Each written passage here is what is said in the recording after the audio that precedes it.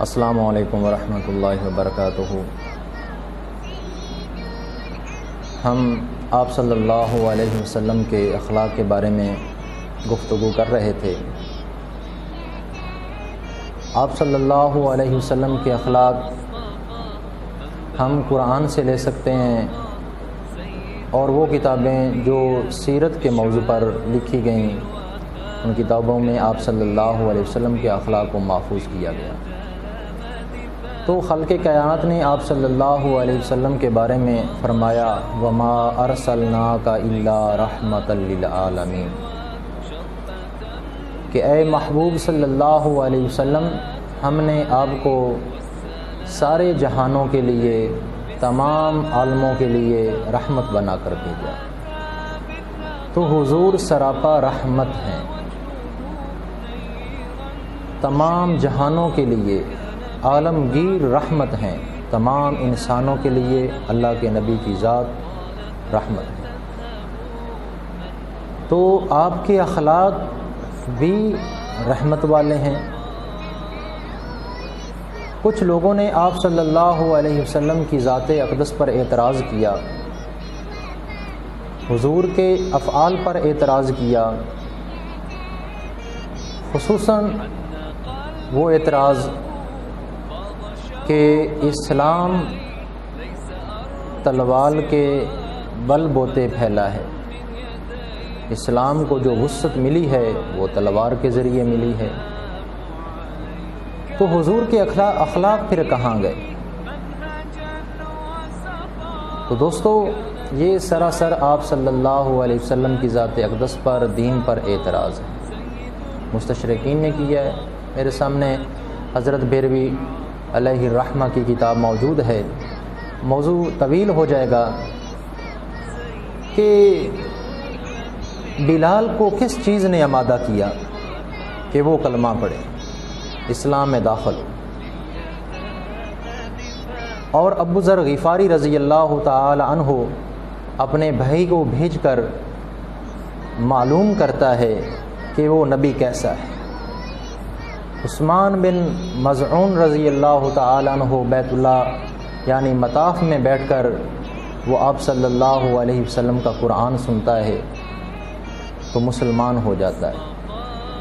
اگر حضور تلوار کے ذریعے اسلام پھیلانا چاہتے تو بدر کے قیدیوں کو کبھی معاف نہ کرتے، کبھی یہ نہ کہتے کہ تم ہمارے لوگوں کو علم سکھا دو تم آزاد ہو، تم جزیہ دے دو تم آزاد ہو۔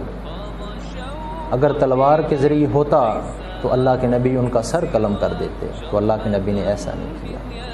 مشہور واقعہ جو ہم بچپن سے پڑھتے آ رہے ہیں، دوسری کی کتاب، تیسری کی کتاب، ابھی تک وہ واقعہ آ رہا ہے کہ آپ صلی اللہ علیہ وسلم ایک درخت کے نیچے آرام فرما رہے تھے، تو ایک شخص آیا، کافر تھا، اس نے وہ تلوار کھینچ لی اور فرمایا میرے ہاتھ سے تمہیں کون بچائے گا؟ تو آپ صلی اللہ علیہ وسلم نے فرمایا میرا اللہ۔ اس کے ہاتھ کانپنے لگے، تلوار گر گئی، حضور نے تلوار اٹھائی اور فرمایا اب تمہیں کون بچائے گا؟ یہ کیا تھا؟ حضور نے اس کو معاف کیا، مسلمان ہوا۔ کیا یہ تلوار کے ذریعے مسلمان ہوا تھا؟ نہ میرے بھائی، آپ صلی اللہ علیہ وسلم رحمت بن کر آئے، تمام جہانوں کے لیے رحمت ہے، تمام عالموں کے لیے رحمت ہے، تمام انسانیت کے لیے رحمت ہے، اور قیامت تک آپ صلی اللہ علیہ وسلم رحمت ہے، اور آخرت میں بھی آپ صلی اللہ علیہ وسلم اپنی امت کے لیے رحمت بنے۔ تو حضور کے اخلاق میں سے ایک بات یہ بھی ہے معاف کر دینا، معاف کر دینا، اپنے بھائی کی غلطی کو معاف کر دینا، معاف کر دینا۔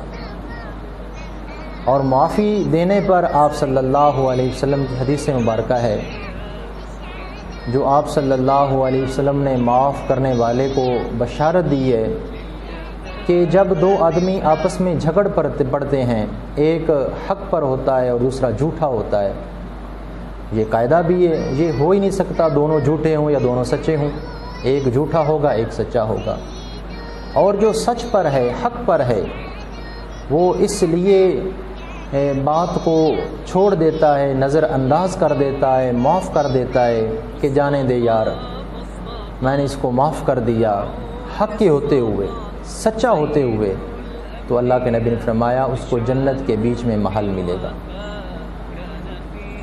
اور ایسا آدمی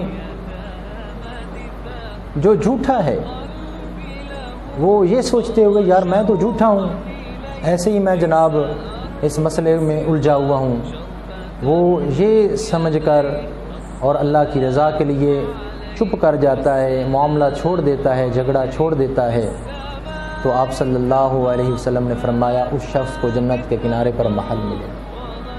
تو میرے بھائی، ہم سب کو آپ صلی اللہ علیہ وسلم کے اخلاق کو اپنانے کی ضرورت ہے، حضور کے اخلاق کو سیکھنے کی ضرورت ہے۔